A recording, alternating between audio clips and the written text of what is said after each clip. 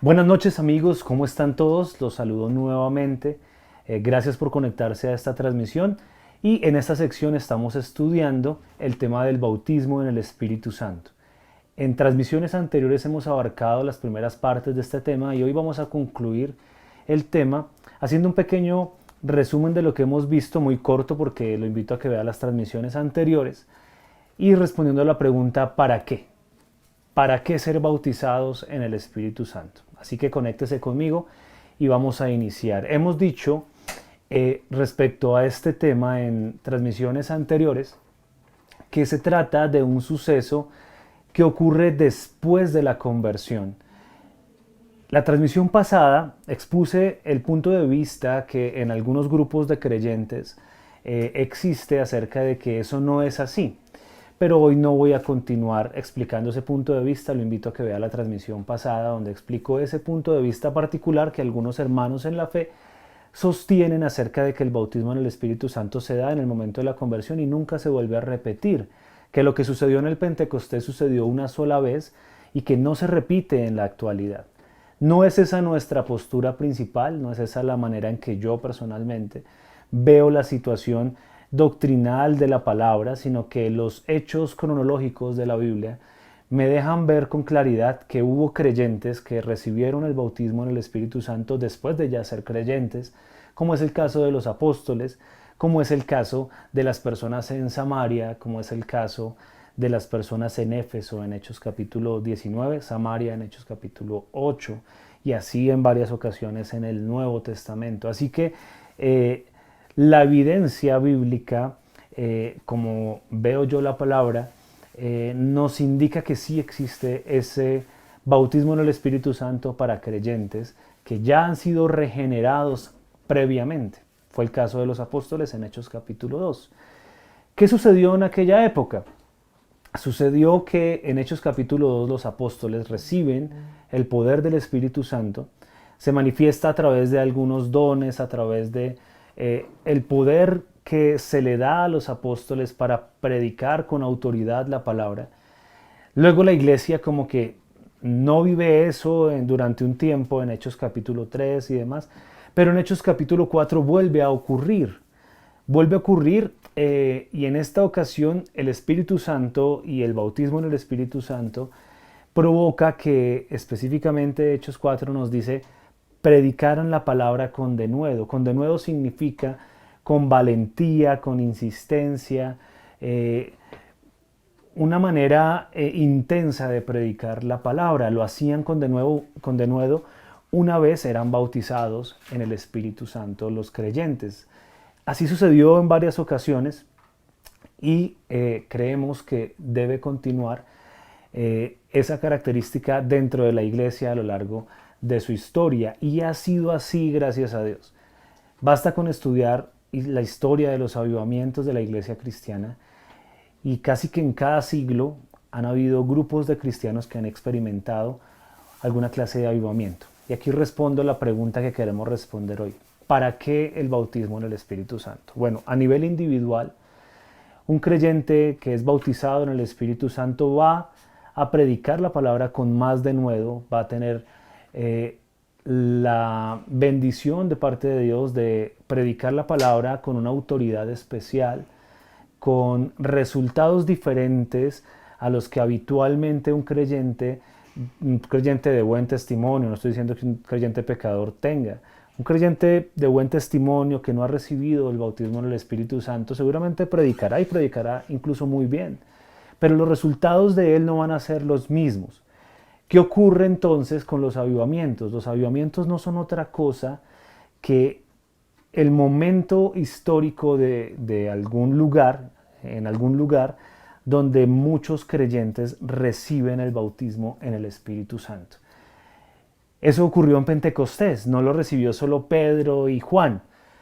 Un grupo de creyentes completo que estaban en el aposento alto recibió el bautismo en el Espíritu Santo y eso provocó un gran avivamiento en Jerusalén que se extendió luego a Judea, a Samaria y que ha llegado hasta nuestras tierras después de muchos años, ese primer avivamiento que surgió en la iglesia cristiana. Eso ha venido ocurriendo durante toda la historia. Por allá en el siglo segundo hubo una tendencia de algunos creyentes de ese segundo siglo en volver el cristianismo de alguna manera muy griego, de alguna manera recibir toda esta formación de las escuelas filosóficas griegas y decir el cristianismo es otra filosofía que se puede razonar, que se puede explicar y que pues es muy válida que el hombre tenga, y es así. El cristianismo es una fe racional y a nivel filosófico es algo que se puede explicar y tiene todo el sentido del mundo. Pero la iglesia se fue solo hacia ese punto de vista y olvidó el poder que Dios le dio a la iglesia allí en el Pentecostés. Gracias a Dios hubo un grupo allí en el siglo II, o hubo varios grupos, de los cuales unos muy famosos fueron los montanistas, y ellos sí siguieron orando a Dios por ese avivamiento, porque ocurriera nuevamente lo que ocurrió en Pentecostés, y aunque ellos doctrinalmente tuvieron algunas fallas, en este tema específico del bautismo en el Espíritu Santo tuvieron la bendición de ver un avivamiento en el lugar donde estaban.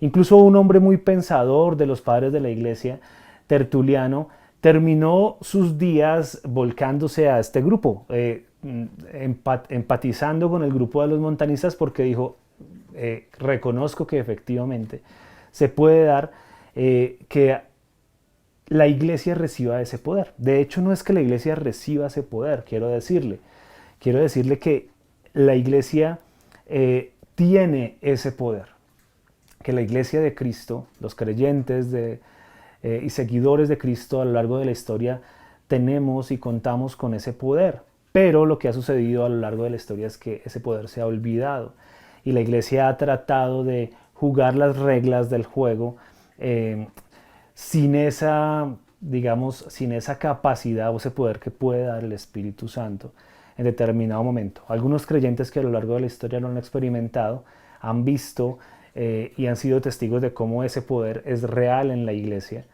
y cómo ese poder puede transformar lugares completamente.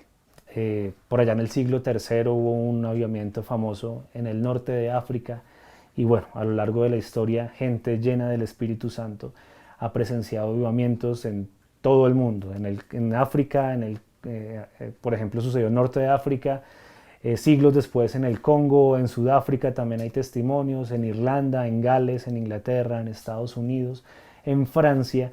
A lo largo de la historia, si usted es curioso y quiere estudiar los avivamientos que han ocurrido, hay libros enteros de eso y usted se dará cuenta que siempre el común denominador de todos ellos es que vino una visitación especial del Espíritu Santo, que si vamos a la palabra y estudiamos lo que hemos estudiado en las últimas transmisiones, nos daremos cuenta que es el bautismo en el Espíritu Santo lo que ha provocado eso. Así que hoy en día, ¿qué está ocurriendo? Hay creyentes, uno que otro creyente, ha sido lleno del Espíritu Santo de esa manera, ha recibido el bautismo del Espíritu Santo, pero como no ocurre en masa, estamos siendo testigos o no estamos siendo testigos de muchos avivamientos el día de hoy. Es algo que la iglesia de hoy necesita. El bautismo del Espíritu Santo es tal vez de las cosas que más requiere la iglesia hoy en día para que pueda volver a tener ese poder que no tiene ninguna filosofía, que no tiene ningún modo de pensar, que no tiene ninguna cosmovisión. Es la iglesia de Cristo la que tiene ese poder en particular y que ha sido descuidado. ¿Por qué razón ha sido descuidado? Bueno, no será el tema de hoy. Seguramente algunos creyentes, por temor a los excesos, entiendo que algunos hayan como rechazado y archivado ese tema. Entonces cada vez que se habla del Espíritu Santo no se habla de avivamientos, pero deberíamos estar hablando de ellos.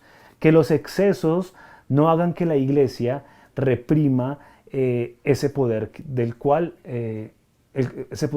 Dios le regaló a la iglesia.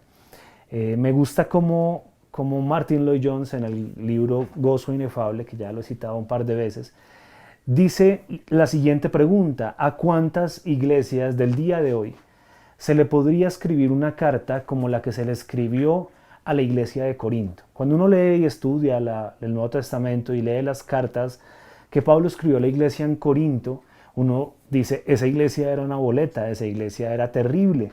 Y sí, uno va a leer y era una iglesia terrible, donde practicaron de manera equivocada muchas cosas, donde se estaban descarriando, donde eran cristianos terribles.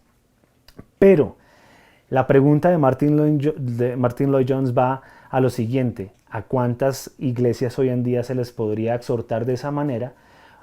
Porque si uno lee con cuidado la carta a los Corintios, se da cuenta que aunque era una iglesia terrible, de cristianos muy terribles, era una iglesia rica en ese poder del que estamos hablando. Era una iglesia donde estaban todos los dones del Espíritu Santo, abundaban los dones. Y entonces acá tenemos que citar algo. La iglesia de Corinto, que era rica en dones, era una iglesia viva, era una iglesia que no estaba muerta y que estaba presenciando un avivamiento en su ciudad. La iglesia de Corinto, la que a veces consideramos tan terrible, pues tenían muchos dones. La iglesia de hoy necesita entonces que cristianos de todo el mundo sean capacitados con ese poder, porque donde ocurre el bautismo en el Espíritu Santo se manifiesta de manera visible, de manera evidente, contrario a la regeneración. La regeneración, que es el momento en que los creyentes se convierten, es un asunto silencioso casi siempre, es un asunto milagroso que no se sabe en qué momento exacto ocurre, es muy silencioso. El bautismo en el Espíritu Santo es evidente y es un bautismo que el Señor Jesús le da a la iglesia, y que junto con ese bautismo vienen derramamientos de distintos dones, autoridad para predicar la palabra, denuedo por hacerlo, y eso hace que la iglesia, cuando recibe eso de manera abundante, presencie avivamientos alrededor del mundo. Cierro este tema entonces diciéndole eso. Usted y yo necesitamos pedir a Dios que derrame su Espíritu Santo en la iglesia en estos días, para que con ese poder del Espíritu Santo podamos presenciar avivamientos. Una característica de los momentos en los que ha ocurrido eso en la historia es que siempre ha ocurrido sobre creyentes que se han volcado a la oración y al estudio de la palabra. Y son dos aspectos que la iglesia moderna ha descuidado de alguna manera. Algunos cristianos estudian mucho la palabra, pero oran poco.